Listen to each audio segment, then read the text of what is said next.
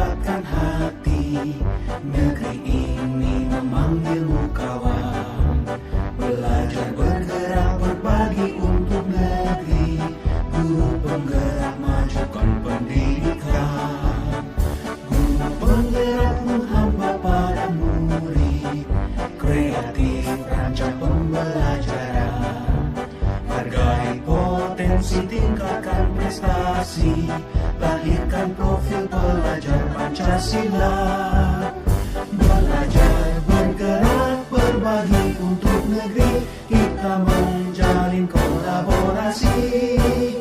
Belajar bergerak berbagi untuk negeri. Demi bakti pada Ibu Pertiwi. Assalamualaikum warahmatullahi wabarakatuh. Yang saya hormati Ibu Kepala Sekolah SDN 085 Botol Kampung Dalam. Kemudian kepada ibu-ibu guru SDN 085 Botol Kampung Dalam. Puji dan syukur kita ucapkan kepada Allah Subhanahu wa Ta'ala yang telah memberikan rahmat dan karunia-Nya kepada kita semua, sehingga kita bisa berkumpul dalam acara sosialisasi pemikiran Ki Hajar Dewantara dan budaya positif. Dan tak lupa pula kita mengucapkan salawat beserta salam kepada Nabi Muhammad Sallallahu Alaihi Wasallam yang telah memimpin kita dari zaman kebodohan kepada zaman yang berpendidikan seperti yang kita rasakan seperti saat ini. Sesi filosofis pendidikan Ki Hajar Dewantara. Ki Hajar Dewantara lahir pada tanggal 2 Mei 1889 yang merupakan Bapak Pendidikan atau Menteri Pendidikan dan Kebudayaan pertama di Indonesia. Ia mendirikan sebuah sekolah yang bernama Taman Siswa. Seperti yang Ibu lihat, dia berasal dari keluarga bangsawan dan mengenyam pendidikan di Aero Kasper Dagang School dan Quick School dan Stovia. Ia juga berfungsi sebagai jurnalis surat kabar dan majalah. Ki Hajar Dewantara ini juga mendirikan Partai Independen Parti dan Taman Siswa. Pada bulan Juli 1922, Ki Hajar Dewantara mendirikan Taman Siswa, yaitu sebuah lembaga pendidikan yang memberikan kesempatan pada pribumi kelas bawah untuk mengenyam pendidikan. Jadi pada saat itu pendidikan hanya untuk orang yang memiliki strata paling atas atau bangsawan. Jadi orang yang pertama mendirikan sekolah untuk orang-orang kelas pribumi adalah Bapak Ki Hajar Dewantara. Lanjut, Sar. Ya, adapun azas pendidikan Ki Hajar Dewantara, Ki Hajar Dewantara ini sendiri membedakan kata pendidikan dengan pengajaran dalam memahami arti dan tujuan pendidikan. Menurut Ki Hajar Dewantara, pengajaran adalah onderwijs, adalah bagian dari pendidikan. Pengajaran merupakan proses pendidikan dalam memberi ilmu dan atau berfatihah untuk kecakapan hidup anak secara lahir dan batin. Sedangkan pendidikan yaitu ompoli, memberikan tuntunan terhadap segala kodrat yang dimiliki oleh anak agar ia mampu mencapai keselamatan dan kebahagiaan yang setinggi-tingginya sebagai manusia maupun sebagai anggota masyarakat. Lanjut, Sa. Inti dari filsafat pemikiran Ki Hajar Dewantara yaitu pendidikan adalah tempat persemaian benih-benih kebudayaan dalam masyarakat. Maksudnya, kita sebagai pendidik itu adalah sebagai petaninya. Sementara murid atau peserta didik kita itu nanti adalah benih-benih yang akan kita tanam. Apa yang kita tanam, apa yang kita ajarkan, itu yang akan dibawa oleh anak-anak kita nanti ke depannya. Lanjut, Sa. Ya, dasar-dasar pendidikan menurut Ki Hajar Dewantara. Menurut Ki Hajar Dewantara, dasar pendidikan itu yang pertama adalah tujuan pendidikan adalah menuntut kodrat. Artinya, pendidikan bertujuan untuk membuat anak itu bisa menemukan apa potensi atau bakat yang ada di dalam dirinya sendiri. Terus yang kedua, menuntun laku dan pertumbuhan program anak, Ki Hajar Dewantara mengibaratkan pendidik sebagai petani dan murid sebagai benih. Seperti yang sudah saya sampaikan tadi, pendidik adalah petani dan murid sebagai benih. Jadi tugas kita sebagai pendidik adalah menanamkan nilai-nilai atau pendidikan kepada murid sehingga murid kita itu bisa nanti berhasil di masa yang akan datang.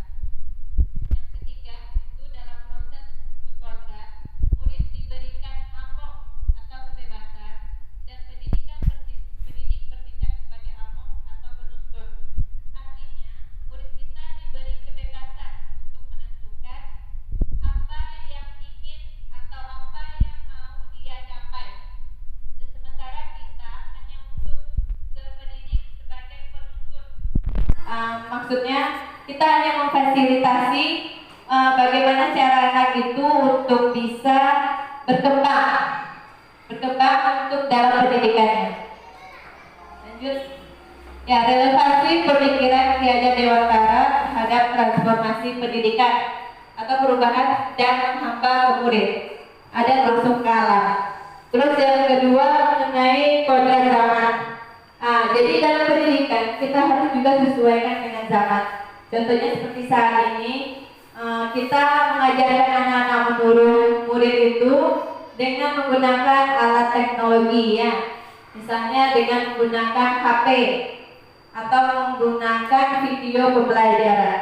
Terus yang ketiga ini salah ya dalam PowerPoint-nya, penomorannya. Yang ketiga itu prinsip perubahan.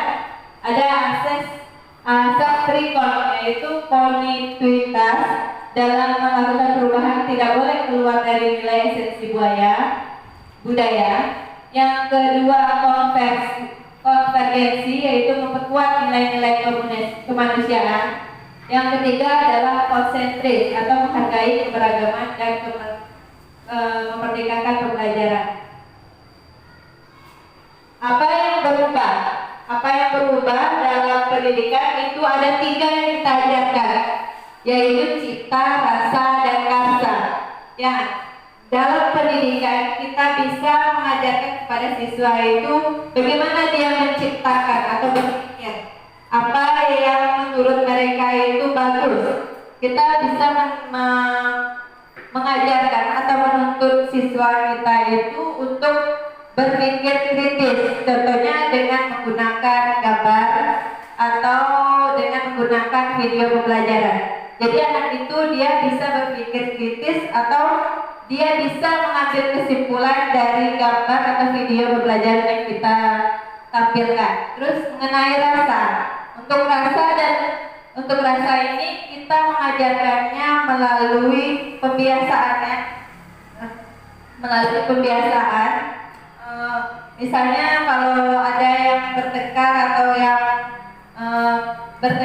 atau tidak saling sapa antara murid, kita ajarkan kepada dia. Kita tunjukkan mana yang baik dan mana yang buruknya. Terus yang ketiga yaitu rasa atau kemauan. Ya, sama dengan rasa tadi itu diperlukan adanya pembiasaan. Dalam pendidikan, filosofi pendidikan Ki Hajar Dewantara, perubahan itu harus seimbang. Artinya ketiga-tiganya, cipta, rasa, dan karsa itu harus seimbang dan harus holistik atau menyeluruh, sehingga terjadi kesatuannya di dalam pendidikan. Lanjut. Nah, ini adalah profil pelajar Pancasila. Profil pelajar Pancasila ini adalah salah satu tujuan dari pembelajaran Merdeka Belajar. Ini yang sedang disosialisasikan oleh Menteri Pendidikan kita, Pak Nadiem. Apa tujuannya? Yaitu untuk membentuk peserta didik yang memiliki profil pelajar Pancasila. Di mana profil pelajar Pancasila ini ada 6. Yang pertama, beriman bertakwa kepada Tuhan Yang Maha Esa dan berakhlak mulia. Yang kedua, bernalar kritis. Yang ketiga, berkebinekaan global. Dan yang keempat, bergotong royong. Yang kelima, mandiri. Dan yang keenam, kreatif. Dengan adanya pembelajaran ini, Diharapkan siswa memiliki profil pelajar Pancasila. Nah, sampai di situ mungkin ada yang mau ditanyakan ibu-ibu mengenai pemikiran Ki Hajar Dewantara. Ya, Bu Suarna.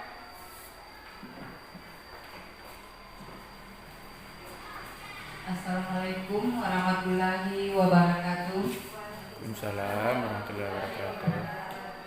Terima kasih atas waktu yang diberikan untuk pertanyaan mengenai tentang pendidikan Ki Hajar Dewantara. Di sini saya mau bertanya, coba Ibu Sari jelaskan apa contoh penerapan pemikiran Ki Hajar Dewantara dalam pembelajaran di sekolah.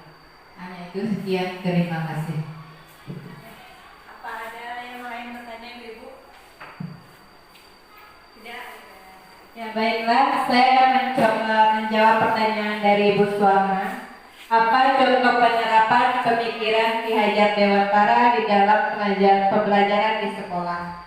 Contohnya itu seperti kita memberikan kebiasaan kepada anak murid kita. Seperti yang kita sudah sering kita lakukan, yaitu misalnya berdoa sebelum dan sesudah belajar. Terus yang kedua melakukan upacara bendera. Terus yang ketiga melaksanakan kegiatan kultum. Kultum itu nanti di profil pelajar Pancasila untuk yang pertama itu beriman, bertakwa kepada Tuhan Yang Maha Esa dan berakhlak mulia. Ya, untuk yang mandiri tadi itu contohnya melaksanakan upacara bendera atau pemilihan, bisa juga dengan pemilihan ketua kelas. Untuk gotong royong kita adakan kerja bakti misalnya untuk membersihkan sekolah, dan kreatif misalnya nanti kita suruh anak murid kita itu membuat hasil karya, misalnya hasil karya dari sabun atau dari apa namanya ini, dari pipet. Bisa kita buat bunga dari pipet, itu nanti masuknya ke dalam kreatif. Untuk berkebinekaan global, contohnya itu nanti adalah misalnya kita mengadakan pementasan. Di dalam pementasan itu kan ada namanya tari-tari daerah di dalam pementasan. Jadi di dalam pementasan itu kita juga mengajarkan ke anak bagaimana dia nanti bisa memiliki profil pelajar Pancasila yang berkebinekaan global. Untuk bernalar kritis, nanti ada contohnya misalnya kita sebagai guru menayangkan video pembelajaran. Setelah kita menayangkan video pembelajaran itu, kita tanya ke anak-anak, apa yang tadi yang dilihat dari video pembelajaran tadinya, apa yang dapat disimpulkan. Di situ nanti kita bisa mengajarkan atau melakukan menerapkan pemikiran dari Ki Hajar Dewantara. Mungkin itu yang bisa saya jawab mengenai pertanyaan Bu Suarna tadi. Bagaimana Bu? Terima kasih. Kita lanjut untuk sosialisasi kedua, ibu-ibu. Dari pemikiran Ki Hajar Dewantara ini kita lanjut nanti ke dalam sosialisasi kedua, yaitu mengenai budaya positif.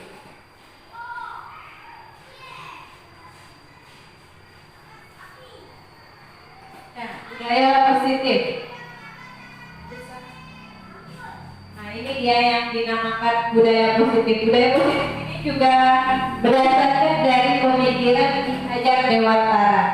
Dari budaya positif itu atau ekosistem positif itu adalah kita ambil contoh perbandingan dengan hidup tumbuh-tumbuhan seorang petani dalam hakikatnya sama kewajibannya dengan seorang pendidik yang menanam padi misalnya, hanya dapat menuntun tumbuhnya padi. Ia dapat memperbaiki kondisi tanah, memelihara tanaman padi, memberi pupuk dan air, membasmi ulat-ulat atau jamur-jamur yang mengganggu hidup tumbuhan padi, dan lain sebagainya.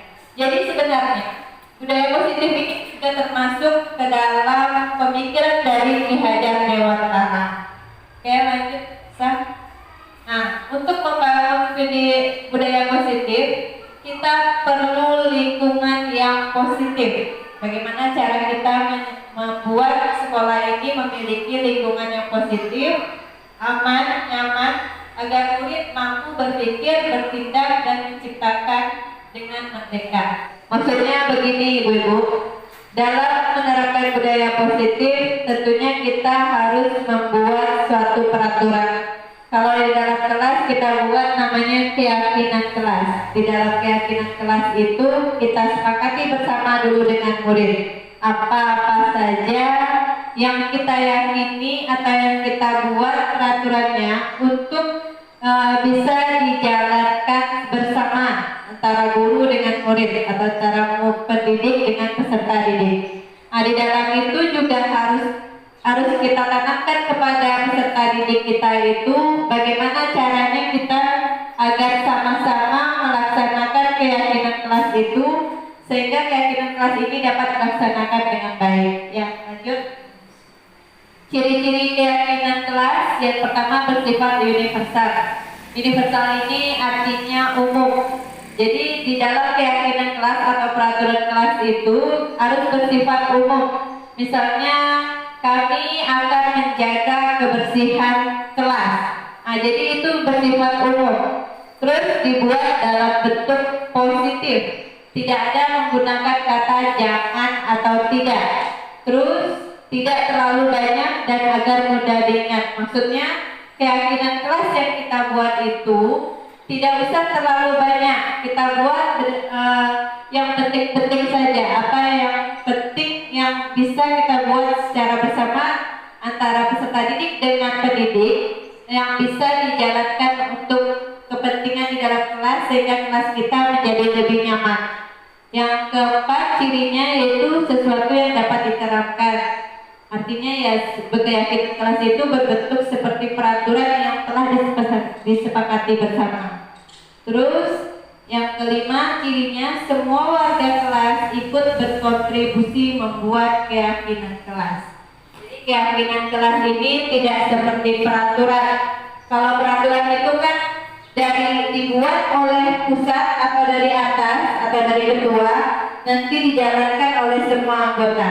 Kalau untuk keyakinan kelas dibuat secara bersama-sama, yaitu antara peserta didik dan pendidik saling bermusyawarah apa yang akan dibuat peraturan atau keyakinan kelas yang akan diterapkan di kelas secara bersama-sama. Oke, lanjut. Nah, ini dia prosedur pembentukan keyakinan kelas. Yang pertama yaitu curah pendapat tentang peraturan yang perlu disepakati di kelas. Artinya kita saling tukar pendapat antara pendidik dan peserta didik. Yang kedua, mencatat semua masukan murid di kelas. Artinya semua pendapat yang disampaikan oleh murid itu kita tampung dulu, kita terima dulu. Nanti kita catat semua masukan tersebut. Terus yang ketiga, gunakan kalimat positif. Artinya dalam keyakinan kelas kita menggunakan kata-kata positif, tidak menggunakan kata jangan atau tidak. Terus yang keempat, tinjau kembali surat pendapat yang telah dicatat. Setelah kita mencatat semua pendapat dari peserta didik, nanti kita tinjau lagi mana yang penting, mana yang tidak penting, mana yang bisa digunakan dan mana yang tidak bisa digunakan. Terus yang kelima, tinjau ulang keyakinan kelas bersama-sama. Yang keenam, persetujuan dan tanda tangan semua warga kelas atau mewakili. Dan yang ketujuh, tentunya dipajang keyakinan kelas tersebut. Jadi setelah kita saling bermusyawarah bersama ibu-ibu, nanti kita tanda tangani semua warga kelas boleh atau mewakili oleh pengurus kelas, misalnya ketua kelas, wakil, bendahara, sekretaris, dan wali kelas atau pendidik atau gurunya ya. Setelah itu kita pajang nanti. Sebenarnya ini sudah kita jalani, sudah kita buat sebelum-sebelumnya, cuma istilahnya saja yang berbeda. Kalau dulunya ini namanya tata tertib di kelas, ya kan? Sekarang namanya keyakinan kelas. Jadi istilahnya saja yang berbeda, ibu-ibu. Lanjut. Nah, ini contoh keyakinan kelas. Nilai kebajikannya contohnya hormat. Jadi keyakinan kelasnya kami meyakini bahwa sangat penting untuk menghormati semua orang dan barang milik orang lain. Ini contoh dari keyakinan kelas. Terus yang kedua, untuk nilai kebajikannya bekerja, kami meyakini bahwa sangat penting untuk mengerjakan segala pekerjaan atau kegiatan yang telah ditugaskan. Terus yang ketiga, diterima dan dimiliki. Kami meyakini bahwa sangat penting untuk merasa diterima pada suatu kelompok dan saling peduli satu dengan yang lainnya. Ini contoh dari keyakinan kelas, Ibu-ibu. Dari keyakinan kelas ini tidak ada kata tidak, ya kan? Tidak ada kata tidak dan juga tidak menggunakan kata jangan. Jadi yang dibuat di sini kalimat-kalimat positif. Terus lanjut. Nah ini dia, ada 4 kebutuhan dasar manusia. Ya Ibu-ibu. Nah jadi murid juga merupakan manusia. Jadi ada 4 kebutuhan dasar manusia. Yang pertama itu cinta kasih atau diterima. Yang kedua penguasaan. Yang ketiga kesenangan dan yang keempat kebebasan. Lanjut bisa? Nah ini dia. Kita lihat dulu. Ini contoh kasusnya. Ibu guru bilang aku tidak boleh bersinandung sewaktu mengerjakan tugas. Katanya kelas harus tenang, tidak ada suara. Padahal aku suka dan senang menyanyi. Ini termasuk ke dalam kebutuhan. Kebutuhan apa Ibu? Ini termasuk kebutuhan apa? Ibu kebutuhan tadi kebutuhan cinta kasih, penguasaan, kesenangan atau kebebasan? Ya bagus. Itu adalah termasuk kepada kebutuhan kesenangan. Jadi anak itu dia suka dia bernyanyi atau bersenandung. Tapi karena kita dalam proses pembelajaran kita tidak memperbolehkan anak itu untuk bersenandung atau bersuara ya atau bernyanyi.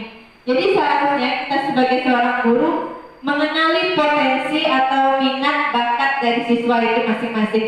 Oh si A ini dia suka menyanyi atau bersenandung. Nanti mungkin ada suatu waktu kita sediakan waktu pada anak itu supaya bisa dia nanti menyalurkan kebutuhan kesenangannya yaitu menyanyi. Terus yang kedua, ibu guru tidak menyapaku hari ini, padahal aku pakai jepit rambut baru. Nah itu termasuk kebutuhan apa itu? Cinta kasih.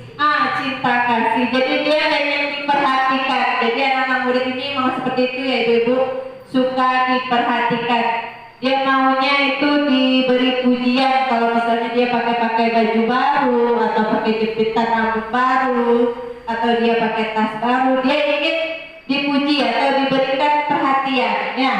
Terus yang ketiga, aku bosan, masa belajarnya cuma gitu-gitu aja, dengerin ibu gitu aja. Ini berarti kebutuhan kebebasan atau ya kebebasannya. Jadi murid itu juga harus bebas ya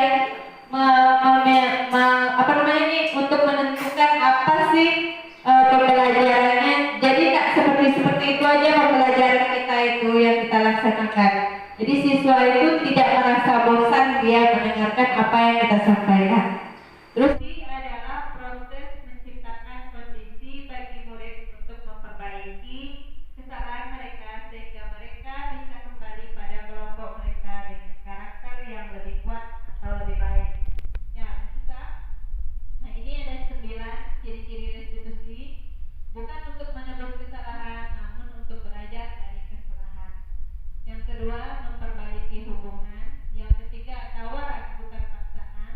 Yang keempat, menuntut untuk melihat ke dalam diri. Yang kelima, mencari kebutuhan dasar yang mendasari tindakan. Yang keenam, cara yang paling baik untuk memperbaiki diri. Yang ketujuh, fokus pada karakter bukan tindakan. Yang kedelapan, fokus pada solusi.